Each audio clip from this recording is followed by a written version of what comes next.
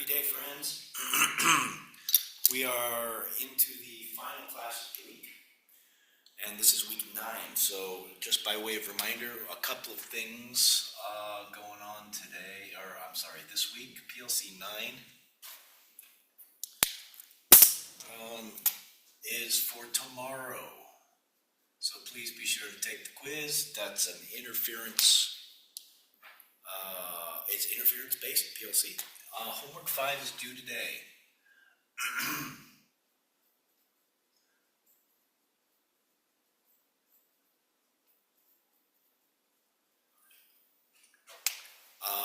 The quiz is open till midnight. The homework should be submitted by midnight, and we will get to homework 6, which is going to involve diffraction, and will be due the day of the second celebration. That will be posted later today. I guess it depends when you're watching this, but nonetheless. Alrighty.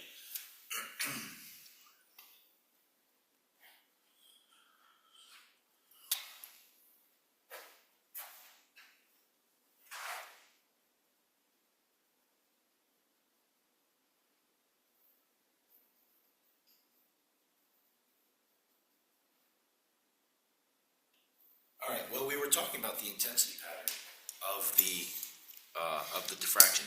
And so I just wanted again to say that really there's no difference in any of the thinking that we developed during interference versus what this is. Now, I know we call it something different, but that's really because we're considering multiple sources. And so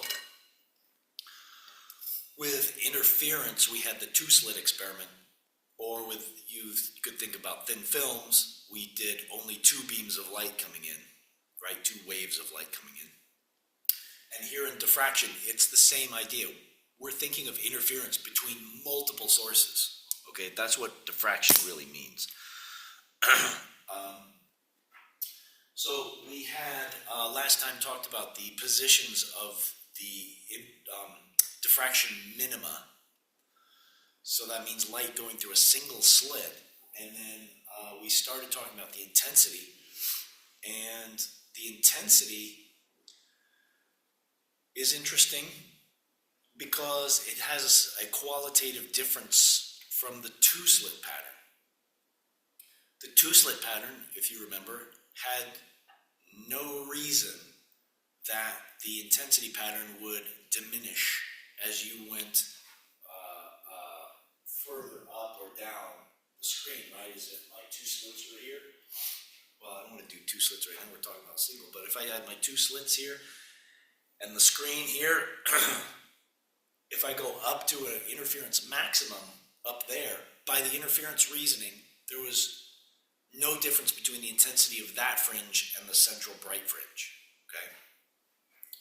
However, there is a difference when we get to the single slit issue, okay? So the single slit intensity, just to draw it up here, I apologize for my voice yet again. I have been trying to take care of it, but it's not cooperating yet. Now,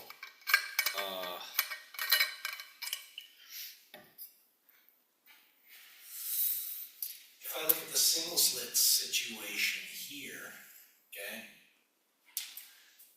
my single slit there, the screen over here, and now I look at what's the intensity, I'm going to find that there's a large central maximum straight through the slit, and it does spread out a little from the slit, right? In other words, the slit distance is there, but the width of the central maximum is greater than that slit.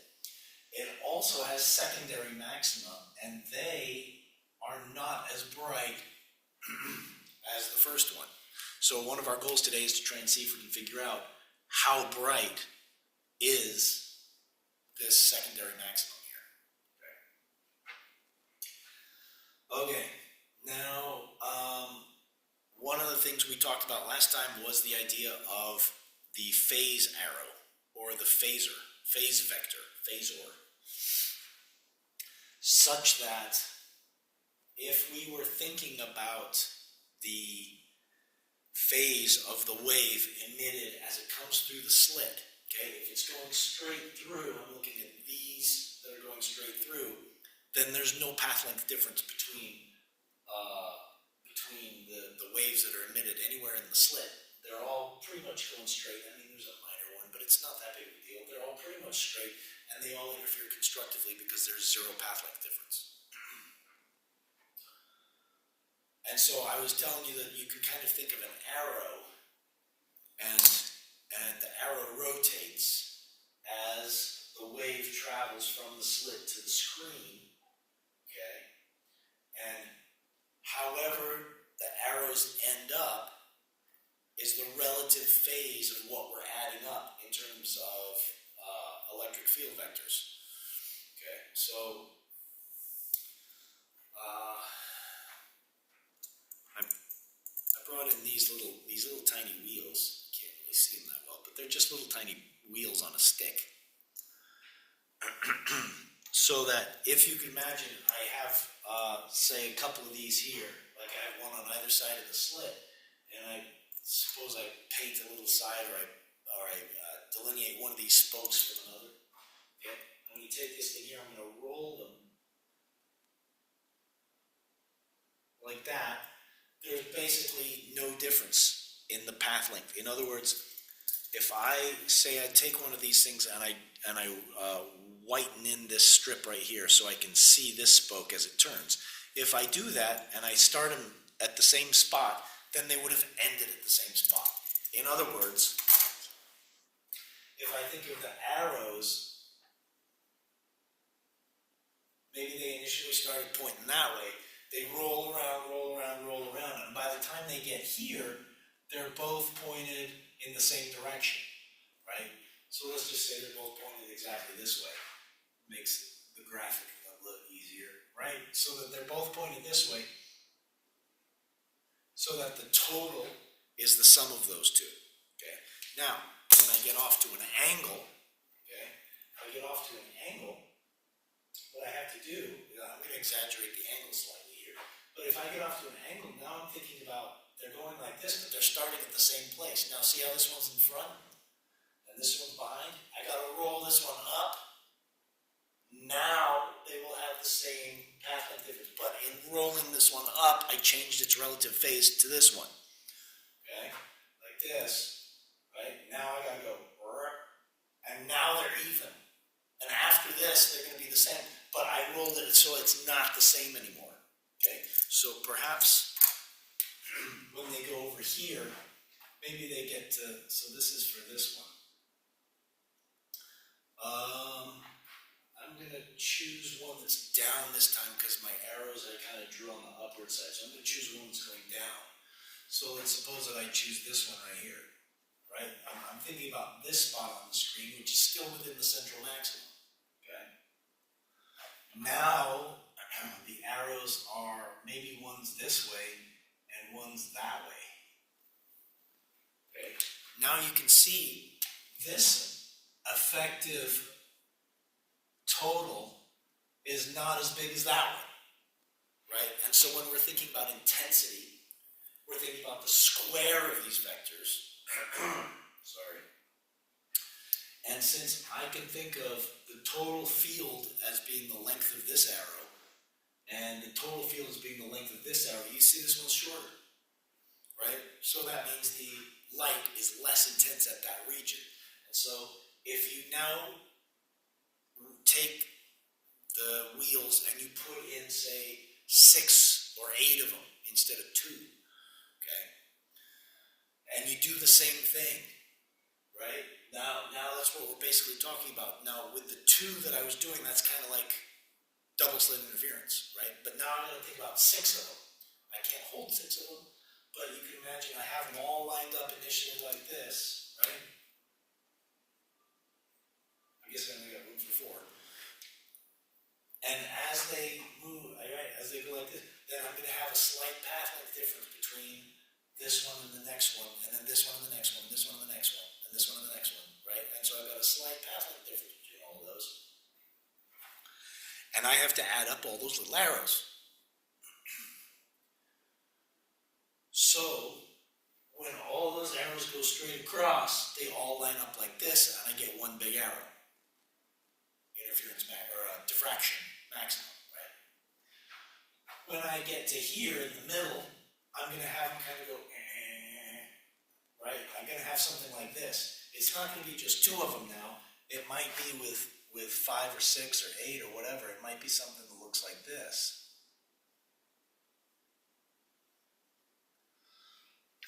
Right, like that.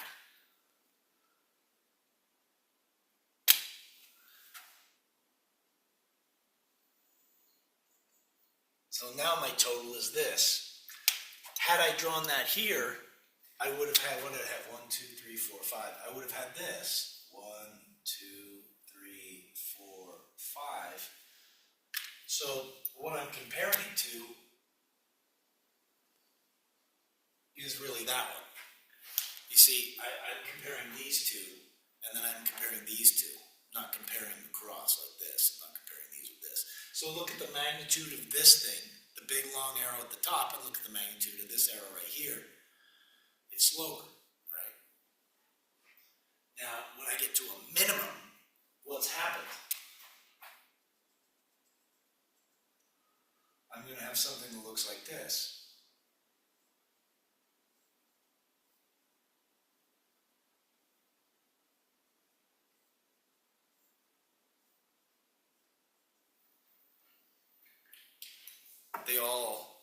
It's closed, right? They all line up in the sense that I have a fully closed situation. And again, if I stick with the idea that my resultant is the sum of these things, well, the sum of this is 0, right? They have all, I don't get a resulting vector from adding these. I get a 0, and that means I'm at a minimum. So our job is to try and figure out how to mathematically represent this. And that's why diffraction intensity is a little bit tougher than regular double slit intensity. All right. So let's do this. I'm going to redraw some of these a little bit bigger down here, and I'm just going to have them go upwards instead of downwards. So suppose that I'm on the upside rather than the lower side here. But nonetheless, I'm going to try and represent that so that we can try and get some math representation out of it. All right. So if I have each one of them inclined at an angle relative to the previous one, like that, and I'm trying to make them all the same size, then my resulting vector would look like this. Now, you can see, well, you can see when I tell you, I guess. You can't really see this because there's no relative comparison for it. But with a size of a vector this much, I'm probably still within the central maximum. Okay, I'm still in there somewhere, right? The point straight across would have been all of them lined up. So that was a big arrow. This one's less than that, but still relatively large, which means I'm still thinking I'm in here somewhere, right? The angle that I'm dealing with from, say, let's take this one for an example, right? From here to there, that angle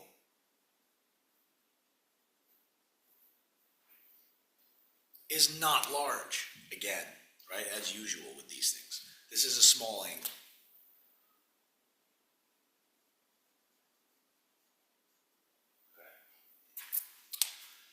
Okay, so 1, 2, 3, 4, 5, 6. So it's like I've divided this slit into 6 pieces, right, with 6 arrows now. They all have the same length, and they all have the same relative phase angle to the next one. In other words, what that means is if I take this first one, which I drew horizontally, like that, then this first angle here would be something like phi. Okay. Then this next angle, if I take this one here, then this next angle here, let's get rid of that. Right? Then the next angle is also phi. And so on and so on. Okay? So it's like I have an equiangular, equal-sided polygon. I guess, right? Is that what you'd call it? I don't know. But it's a polygon and it's all equal sides and it's all equal angles, right? From one to the next. So, you can see this polygon has a center to it. Let's suppose the center to this polygon is maybe about, say, here. That's about right. Say it's about there. Such that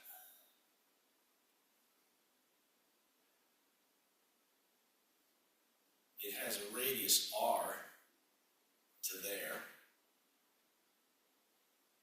and a radius r to there. And this angle that these two radii make with each other there is basically the number of, in this case it would be 6, the number of steps that the polygon took multiplied by the phase angle, right? That would be the full phase angle.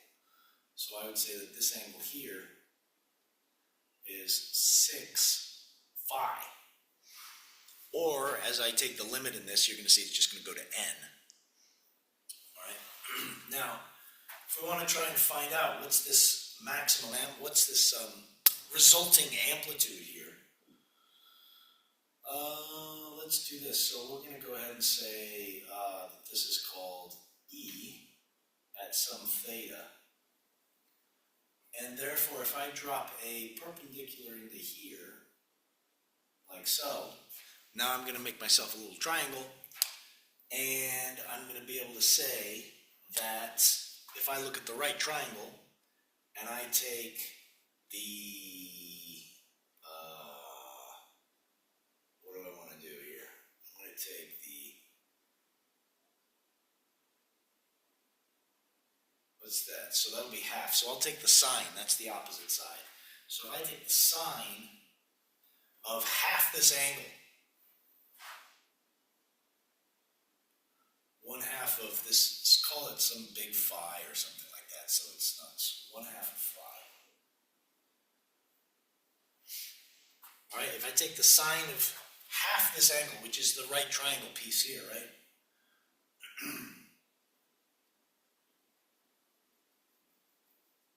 Looking at that angle, that triangle right there. This vertex angle up here is half of this angle, because I bisected it. And the sine of that would give me the opposite over the hypotenuse, and the opposite to that is half of this side, and the hypotenuse is r. So this is going to equal 1/2 of E theta divided by r. Okay. Now, if we want to know what r is in terms of the maximum possible signal we could have gotten, the maximum signal we could have gotten is if we had gone around the circumference of this polygon out here, right? And I had added up all of these amplitudes together. That would have given me the maximum, okay? So in this case, the radius of the circle, and this looks like an arc length now. So if I go around the outside, then this distance here would be, for example, E maximum. That would be E maximum straight across from the slit. This is at 0 degrees with respect to theta.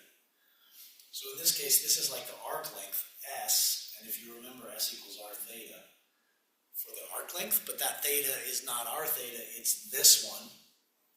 That's the theta, okay? So this is equal to r times capital phi.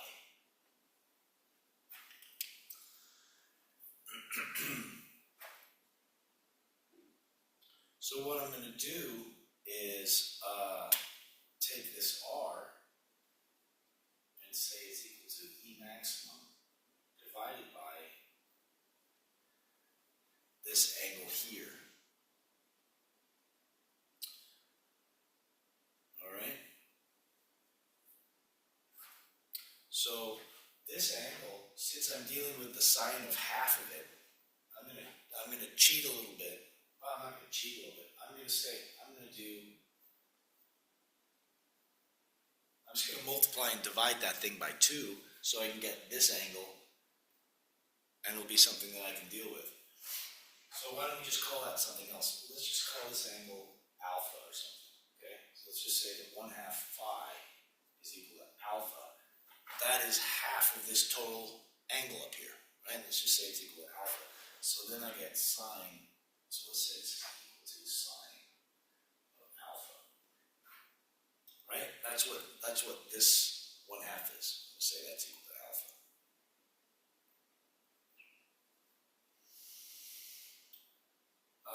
All right. So if I take R, it's this, and that means I can get this equal 1/2 of E theta divided by R, which is E maximum divided by 2 of these alphas.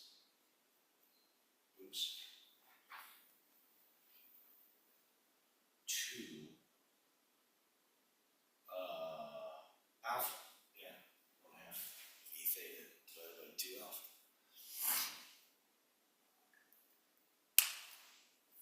No, wait a sec, that's wrong.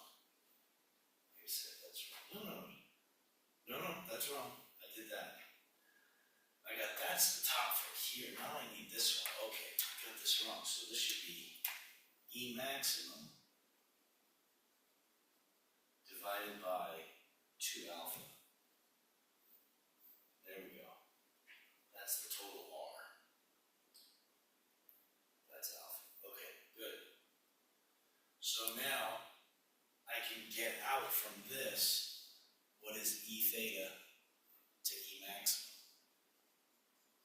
In other words, what's the percentage of the brightness I expect compared to the overall total maximum brightness at this angle theta?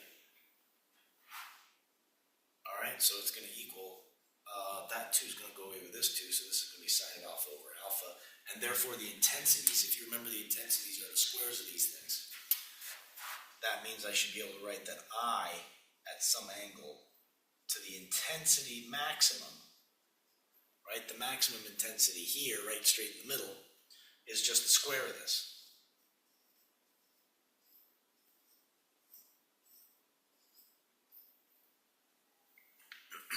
Okay. Well, that didn't work.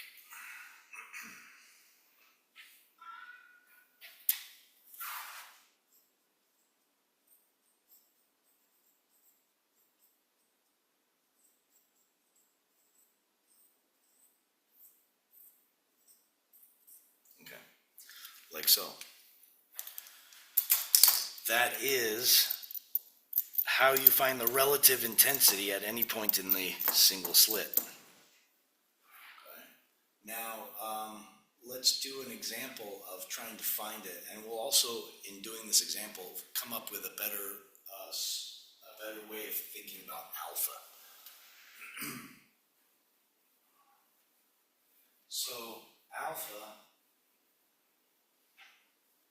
is basically related to the total phase difference from top to bottom, right? Because that angle alpha, twice that angle was the entire phase angle of that triangle. So that phase angle is the phase angle between the top arrow and the bottom arrow in the slit. And that means it's basically the path length difference. Okay? So when we do this, we'll find out that we can write alpha as an angle regarding the path length difference. All right, so what we'll do here is we'll take this exact situation here. We're going to take a slit of known slit width.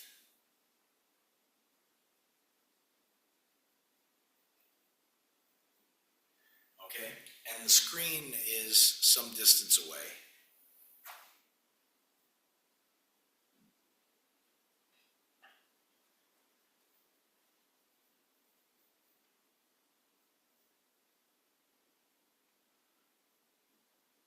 We're going to shine in, as always, laser light, because it's coherent and monochromatic. So we're going to shine in laser light from the left, and it has a wavelength of lambda.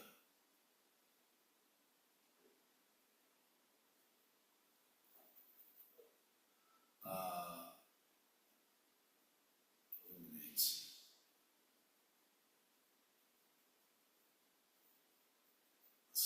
So the first thing we're going to ask is, where's the first diffractive minimum?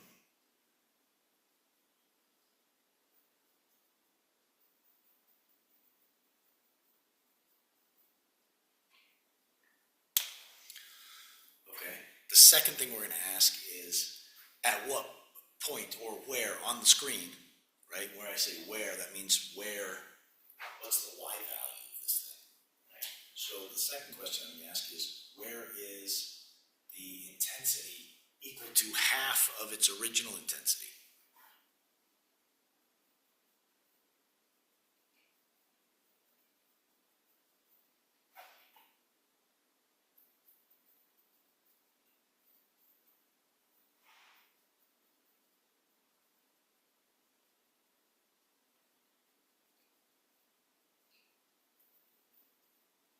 I said original, but I mean maximum. Where is the maximum intensity? It's straight across. Where, at what point on the screen is it going to be half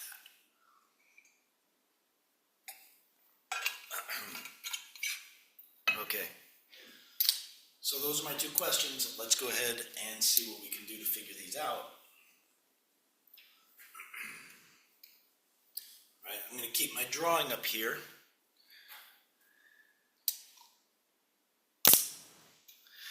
And let's go take a look at the first minimum. So the first minimum involves the arrow at the top and the arrow at the middle having a half a wavelength difference, meaning that there's one full wavelength difference between the top of the slit and the bottom of the slit. All right, so for this one, we're going to say that the path length difference between top and bottom is A sine theta, and that should be one full wavelength. Because as we talked about last time, we are dealing now with pairwise cancellations, okay? So we're thinking about the wave coming out of the top of the thing and the waves coming out of the middle of the thing, kind of canceling these ones, and then every pair cancels all the way down to the other side of the slit. Okay, so that's pairwise cancellation. That gives us our first minimum condition here. If it's a small angle, like we hope that it is, and it generally assume that it is, then this is approximately the same thing as the tangent, which for our purposes here, right, if I go back and make my usual diagram, that's going to be y over d. I'll call it y1. So that's the distance on the screen, okay, from the center point to the first max, to the first minimum on either side of the center max. Okay, that's y1.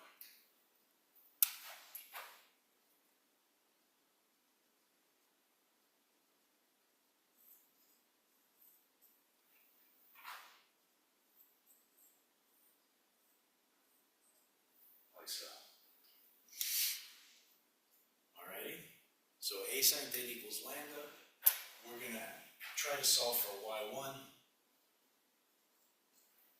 And we're going to come out with an expression for y1, which means I'm going to have to divide by a. So I'm going to get lambda divided by a. And then I'm going to have to multiply by the d.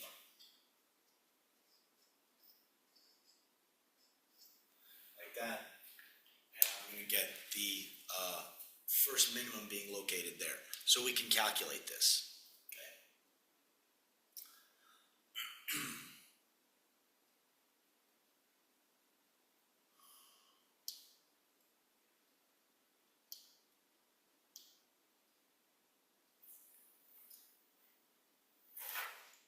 this question here about where's the intensity half of the maximum intensity. Well, this is a slightly more involved question, or maybe say it's an involved answer. Okay. So the way to consider this would be to take the intensity that we just found, this thing, and set it equal to a half. Okay. I want the intensity being half of the maximum value. So that means I'm taking an intensity of, say, 1 here, and I'm looking for where is it half. Right about there it should be. According to my diagram, I don't have even half of the intensity in the secondary maxima. Is that really true? Well, let's find out. In other words, let's take a look and see where on the screen this position is relative to y1. All right, so let's take a look here. Why don't we start by putting in a few numbers? We're going to need to do a comparison here. So let's assume that we have a slit width of let's see, I had a number here for this one. What did I want to use? 0.36. I just chose 0.36 millimeters. Let's assume D is 1.2 meters. And lambda is 5, did I go 500? 540, looks like 540 nanometers. Okay, so if I take this set of numbers and I go pop them into there, okay, at 0.36, 540, and 1.2, I get an answer of 1.8 millimeters.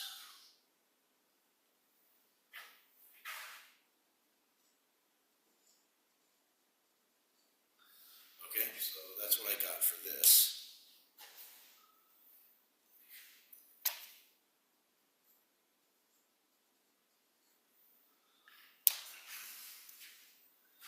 Let's take a look and see if we can get that same value.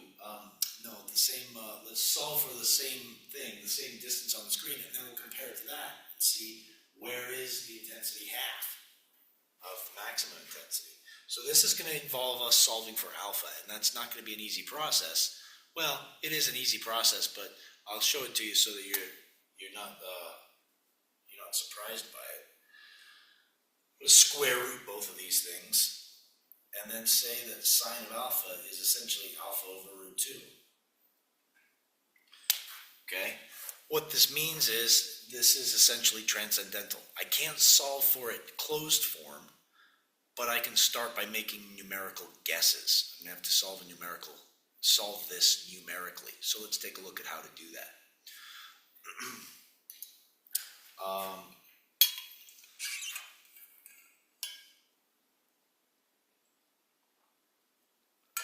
All right, so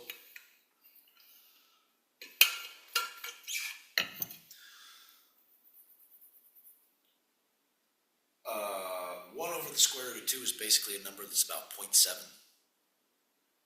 Okay, so if I start by guessing, okay, let's start with alpha as 0.5. Okay, so remember, this is going to have to be in radians now. So if you take the sine of 0.5 degrees, you're going to get a number that's really tiny. But 0.5 radians is almost 30 degrees, right? So I should get a sine of 0.5 should be about 0.5.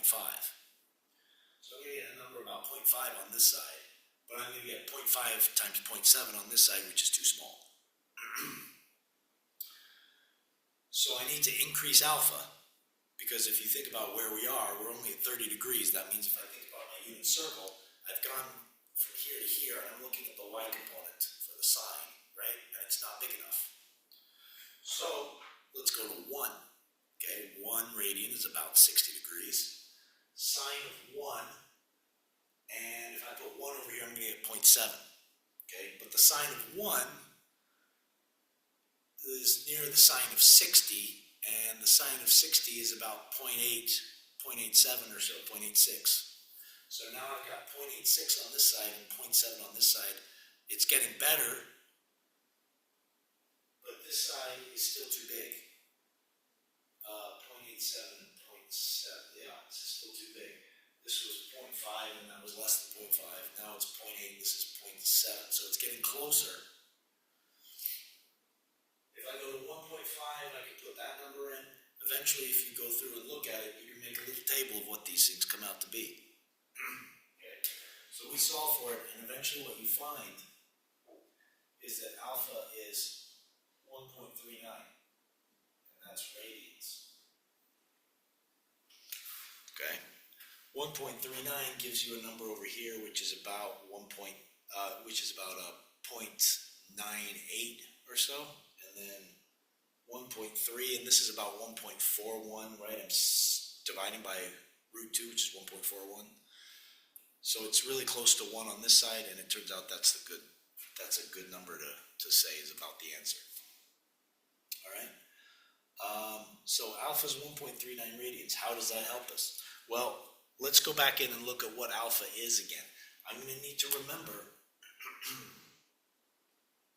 that alpha is half,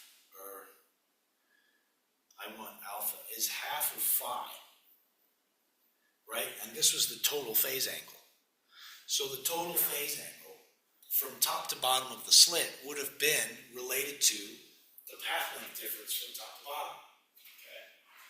But that's not an angle.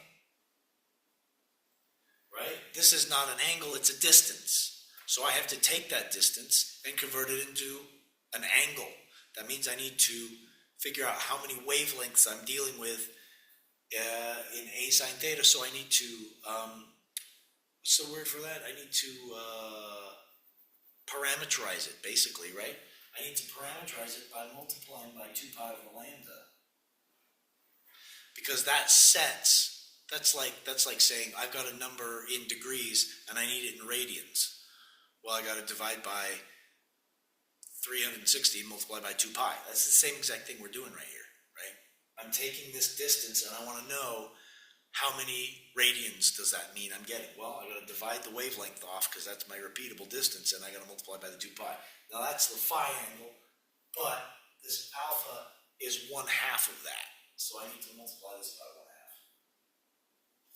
Okay, so in other words, that just wipes away this 2, and it just tells me that it's pi over lambda times a sine theta.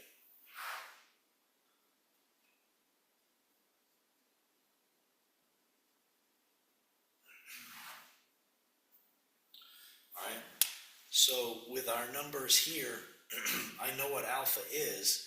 I can now determine what angle on the screen, or what angle from the slit to the screen this is making. That's my theta angle, right? That's that angle. Okay? So now I can solve for sine of theta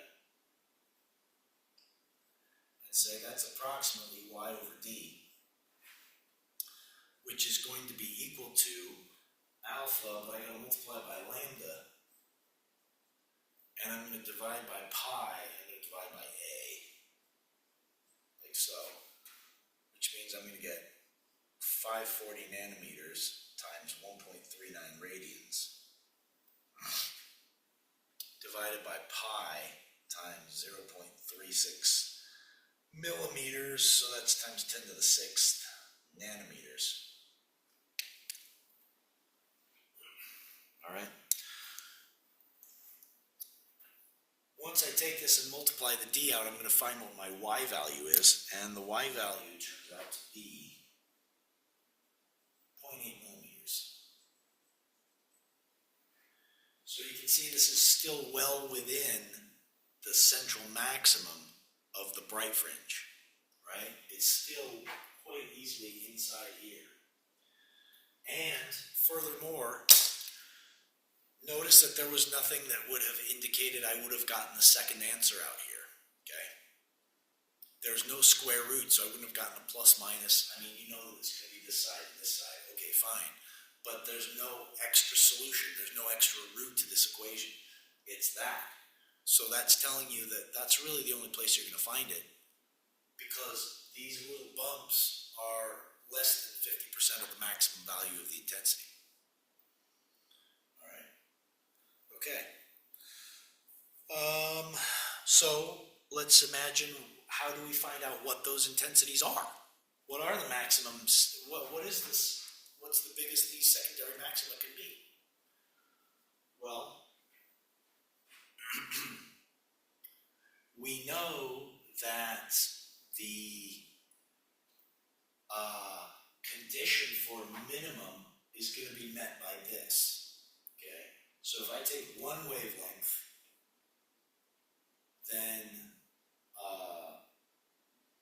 that's the first minimum. And if I take the second, if I make this 2 wavelengths, then that's going to be the second minimum. Okay, so I'm going to assume that the maximum falls halfway between those two.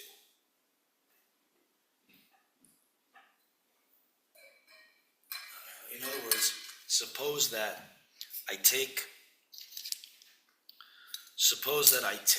the minimum condition and I futz around with it, and I say, well, maybe if my minimum happens at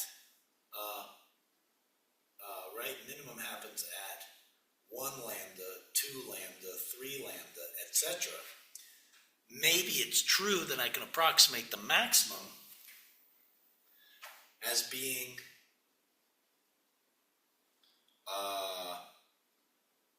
1.5 lambda and 2.5 lambda, right? Is that true?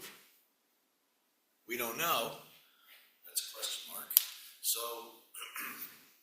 let's see if we can figure out what would be the intensity of the 1.5 lambda. All right. Well, I'm going to go back to this whole situation here, and I'm going to say, well, let's try and figure out, again, what's the alpha, so that I can use the intensity. Okay, so let's go with the maximum. This is the maximum. This is the first bright fringe outside of the central, right? So this will be my maximum. Maximum occurs at a sine theta equal 1.5 lambda question mark. Let's find out what's the intensity there.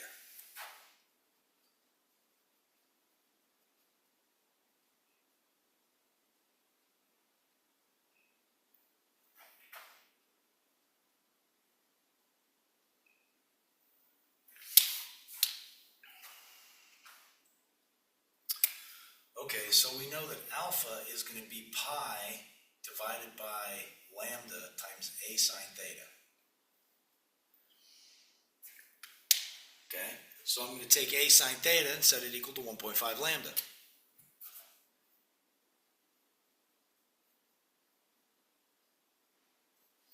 Okay, so that means I can cross away my lambdas and say that's the same as having a phase difference of 1.5 pi. In other words, this means my alpha is 3 pi over 2. Okay, so if alpha is 3 pi over 2, let's take a look at the intensity.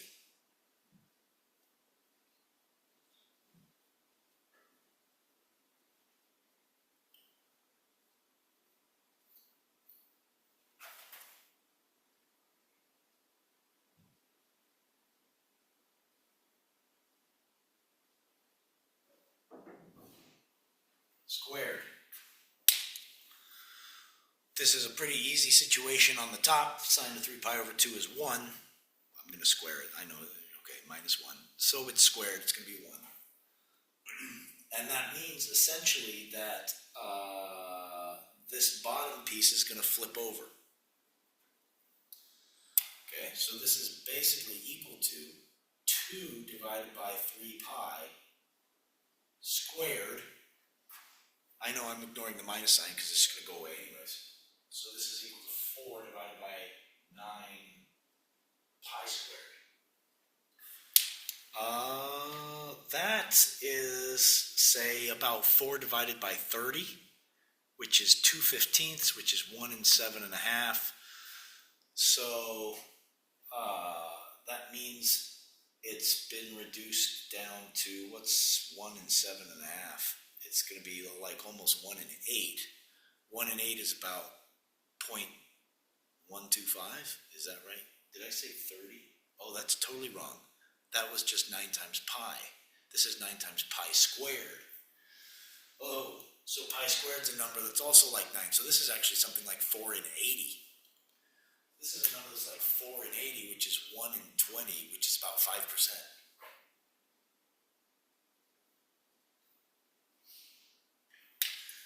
Therefore, the secondary maxima of these things is actually only 5% of the total maximum of the original one. And this is why that's why this pattern gets killed off really quickly, right? Because I'm going down to a secondary, which is only 5% of the first one. And then again after that, the next one's only going to be like 1% of the original one, right? If I go to my next maximum of 2.5 and I make this 5 pi over 2, right? I'm going to get the same thing, but now I'm going to be dividing by 5 pi squared on the bottom, 25 pi squared on the bottom. That's going to be, right, 4 divided by 25 pi squared on the bottom. That's going to be really small, okay? So these diffraction maxima drop off very quickly. Now, what's interesting is that when you do a double slit experiment, you actually don't see either one of these individually. What you do is you see them both at the same time. All right? So, I had a picture of the, here we go. I had a picture of these, and I don't know if I can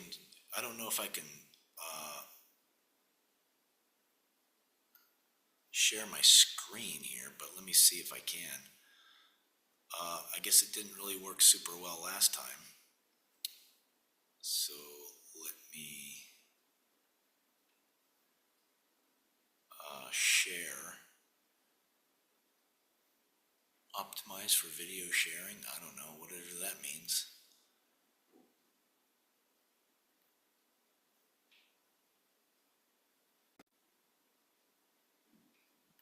All right, well, I'm not sure if you can see this or not, because there's no one here to tell me otherwise. So I'm going to assume that you can see this, and you can take a look at these little bright spots here. They look like teeth, right? This is like Dr. Teeth.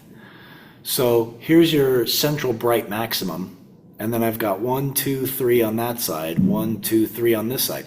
Now look at the intensities of these things, right? It's dropping. It's getting lower and lower. This intensity pattern is dropping. Here's a 4th interference maximum. Here's the 5th one, 6, 7, 8, 9 is about there, 10, 11, and it's gone, right? Because the central diffraction envelope is right here, and then the first diffraction minimum happens there, right? So you're looking at something that looks kind of like a high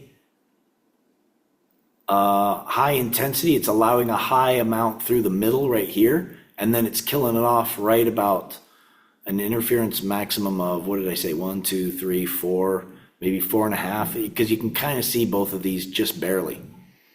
Okay, so this is a diffraction pattern that is overlaying an interference pattern. Right? If there were no diffractive effects here, then all of these interference fringes would be this bright. They would just be bright, bright, bright, bright, bright, bright, bright, bright. Okay? But they're not, because the diffraction is stopping it. All right? So either you just saw that, or you just saw me talking and saying stuff that you couldn't, about things that you couldn't see. So sorry about that. But if you want to see that picture, it was just the Wikipedia 2-slit interference picture of the green laser, and it shows up on the Wikipedia page.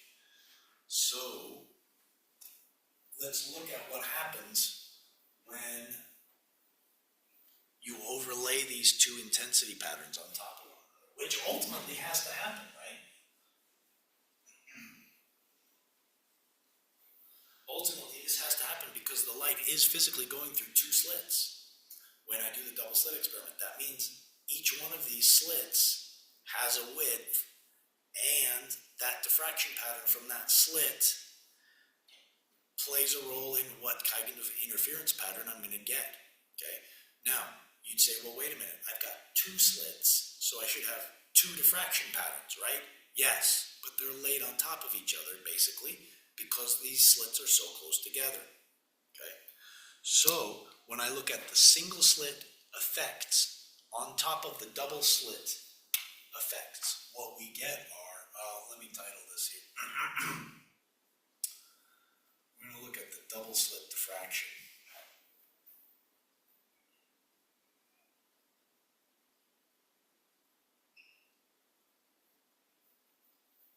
All right, so we're going to look at the effects of the double slit and the diffraction effects. Now, I'm going to take this, and here's my screen over here.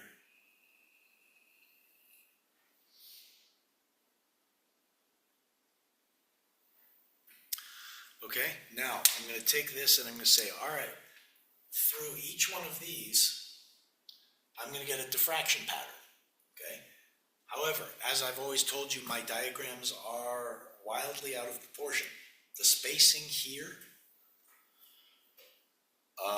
is maybe on the tenths of a millimeter between the two slits. Okay. The slits themselves might be in the hundredths of a millimeter in size. Okay, so this spacing might be 10 times the size of one of these slits. Okay, yet nonetheless, this distance is thousands of times either one of them.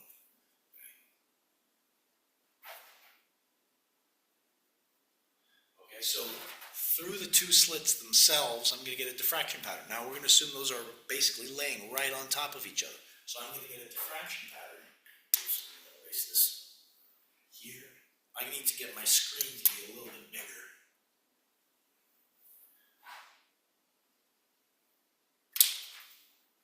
I'm going to get a diffraction pattern, which is going to have a bright spot right in the middle because everybody interferes constructively through the middle. So I'm going to have one that looks like this. Okay. That'll be my central diffraction maximum, and then I'm going to go find that I'm going to get another maximum out here, like that. And now I'm going to lay into that the double slit interference pattern. Okay, the interference pattern. Let's see if the green's going to show up. Shows up a little bit, not as much as I would want though, so I'll just do it blue. Okay, so the interference pattern should look like this.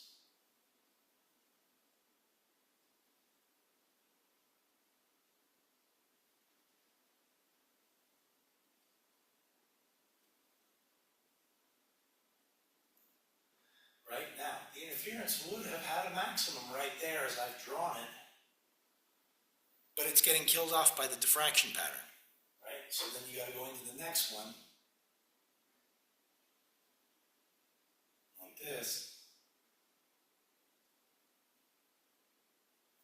and you'll notice that you get a diffraction pattern.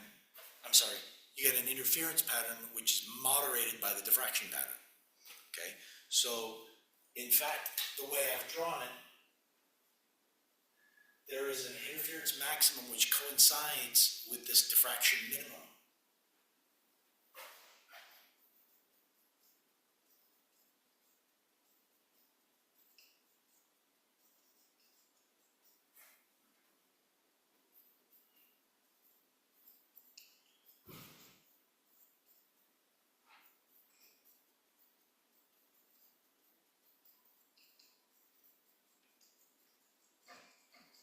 Like so, and if it does it on one side, then it's going to do it on both sides. We can figure out where that is, okay, if I just count my interference patterns. Now, this is not a very good looking interference pattern, I apologize for that. But, okay, but I have the central maximum where it's supposed to be. I have the two secondary maxima here, third, and then this is interference maximum number 4.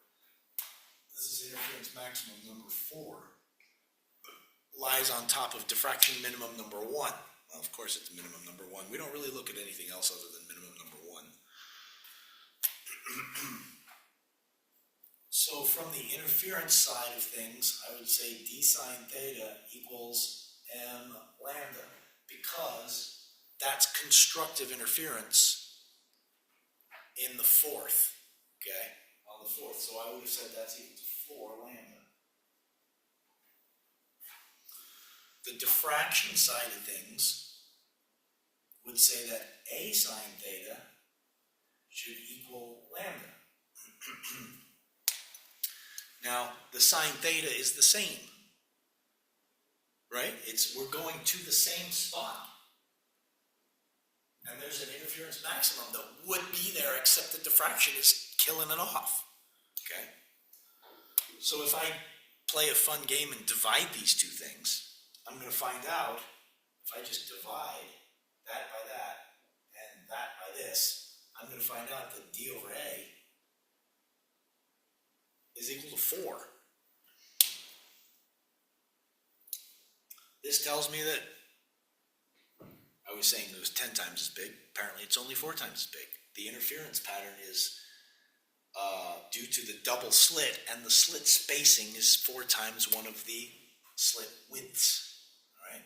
So just to give you an idea of what we're talking about here, you should realize that the slit width is A. You should hopefully know that by now. That's A. The slit spacing is D.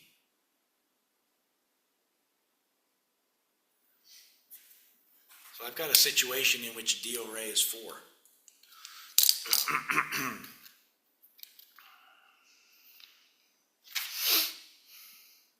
All right. If I want to get the total, the total intensity of the interference pattern with the diffraction pattern laid on top of it, I need to go to both of the interference, I need to go to both of the intensity expressions and multiply them.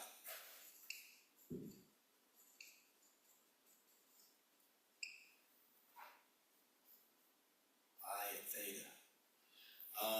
Well, I want to say I at theta to I max.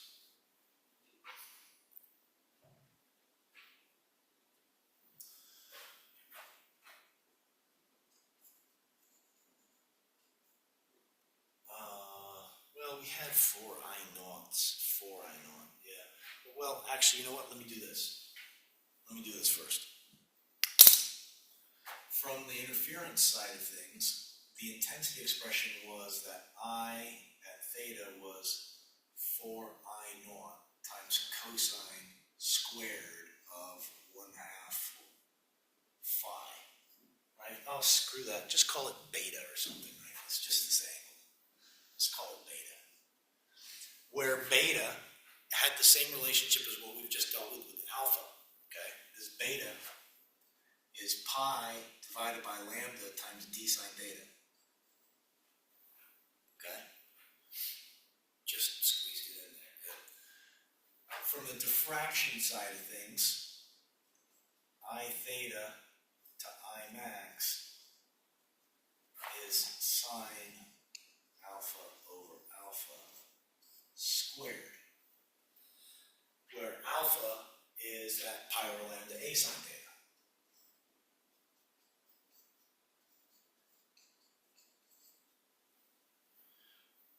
All right. So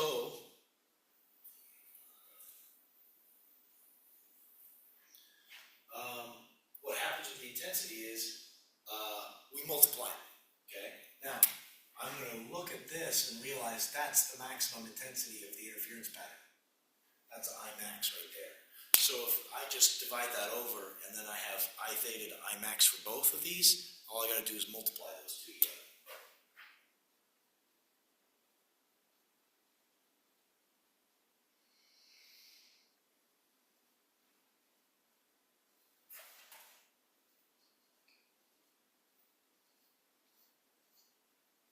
Like that.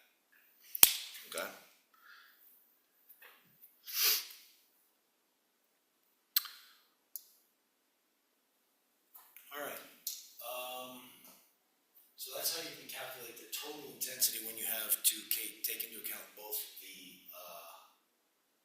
interference and the diffraction effects. All right.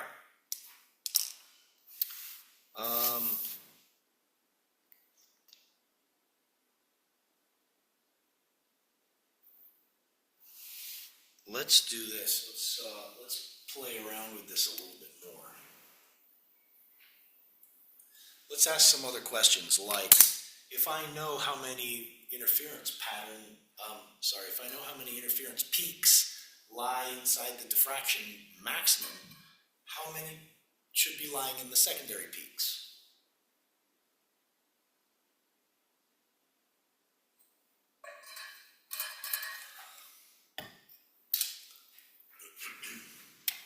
All right, so my question here is,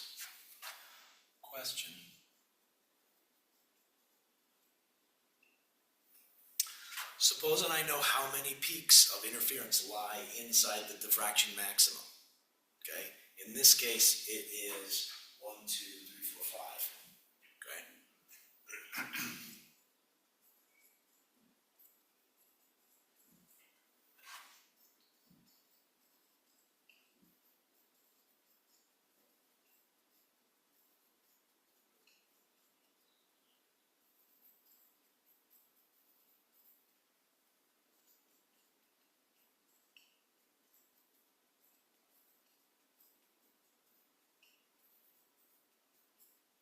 Oh, I forgot the word central here.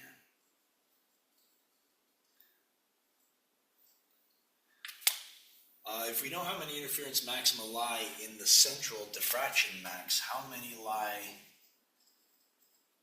interference peaks maxima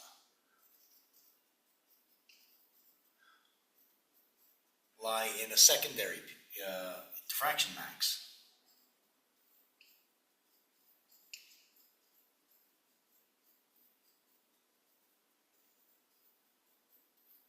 Where I'm using int and diff, hopefully in the way that you think that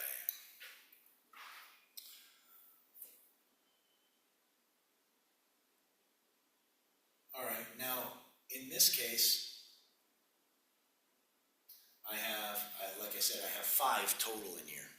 Okay, so I know that there are 5 total.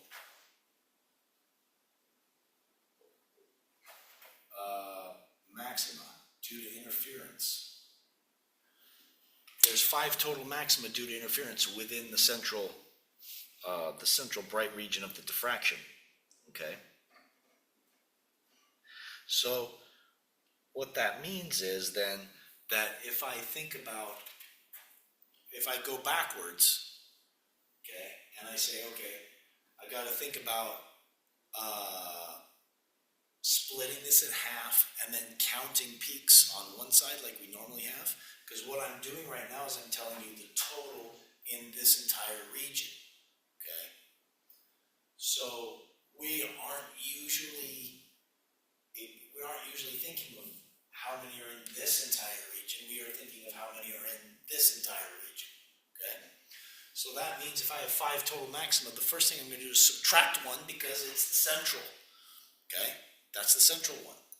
And then after that, I would get, oh, this is like the 0 peak, so this will be the number 1, and this will be the number 2. Okay, that means the number 3 is the one that is getting killed off here. Oh, I guess I miscounted that, didn't I? I must have miscounted in that thing I did before, because I did 4. No, yeah, I did. I counted 4. Ah, darn it. Okay, so back when I just erased this stuff and I had the interference counted at the path length difference of 4 lambda, hopefully you caught this. I got that wrong. This is the 0 interference peak. This is 1, 2, this is 3. That's a 3 lambda, not a 4 lambda. So T over A should have been 3. So go back and make that change. Yeah. 5 total maxima. So 5 total maxima means I've got 4 secondaries on each total, and that's 2 on each side. So that's two maxima each side. Right? Now that means if I have two maxima each side of the bright fringe, that means number 3 here is the one that's getting killed off by the diffraction. So I know automatically that d over a should be 3. Which is how I know that I got it wrong from the other time, because I looked at this and said, oh wait, there's 5 total. Alright, so go back and change that. D over a should be 3 in this case, not 4. D over a is 3. Okay, so at this point now I want to think about what happens if I change the angle from being here to now going down to there. Okay, I'm going to go down to there and say that my second diffraction maximum, my second diffraction minimum occurs where? Well, it's down here. This is diffraction minimum number 2. And it occurs at a sine theta equals 2 lambda.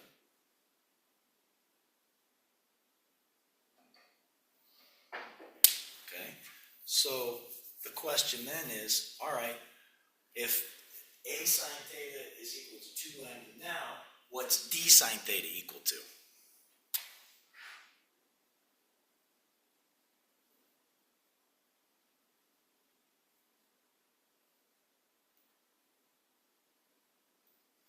Right? It's like I'm looking for the next constructive maximum that occurs where this is getting killed off by the diffraction minimum again, right?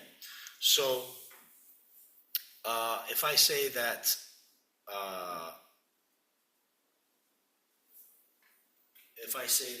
the angle here, sine theta,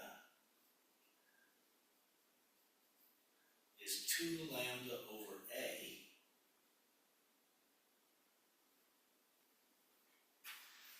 and then all I got to do is look at how that same angle reacts in the interference equation here. So I'm going to look at d times sine theta, which is 2 lambda over a,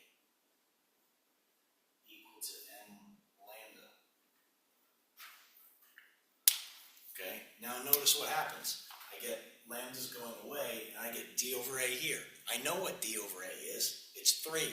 So now I got to multiply that by 2, and that's going to be my interference maximum at the end over here. So the interference maximum is 6. Okay? So what that means is, if I count my interference peaks, 1, this is 0, 1, 2, 3 gets killed off by the diffraction pattern, 4, 5, 6 should be getting killed off by the diffraction pattern. So I've got this drawing slightly incorrect. Right, 6 should be about there. 6 is there. That means that within the secondary maximum here, I should have 2 more peaks.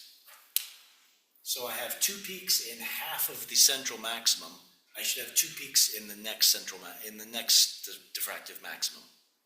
Like so, right? That's 2 interference peaks in the diffraction peak. All right? So what's happening here is you're going to need to pay attention to your counting. All right? And you can see I've already messed it up. So it's an easy thing to do, I guess. Don't forget that when you are dealing with interference, the initial central peak is 0. Okay? So that was my mistake here. And then when you get to the diffraction minimum, that's diffraction minimum number 1 and diffraction minimum number 2. But you have to start the interference peaks. If they're maxima, you have to start at 0. And even if they're interference destruction peaks, even if this is an interference minimum, I still start at 0, right? So, anyways, make sure you're counting, okay? If I tell you there's 5 peaks within this whole thing, then you got to think not 5 on one side, it's 5 within everything. So then you have to take out the central, and then you go how many on either side, etc., etc. Okay, so think about counting peaks and how you do that. All right, so we're well into diffraction now. We are going to play around a little bit more with some more effects of the double slit with the diffraction effects, and then on Tuesday next week we will look at the diffraction grating, and next week we will be finishing off diffraction, what we're going to talk about with diffraction,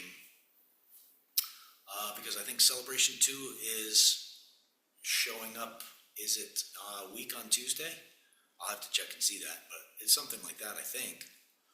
So that we're going to be done with diffraction. The homework that I'm going to put up today is going to be diffraction, and it'll be due on the day of the second celebration.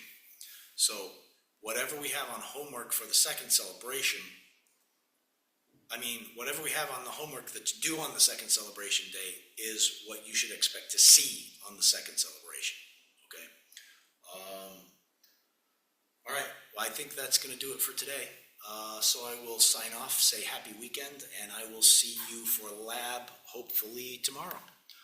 Alrighty, so in the meantime, have a great weekend, and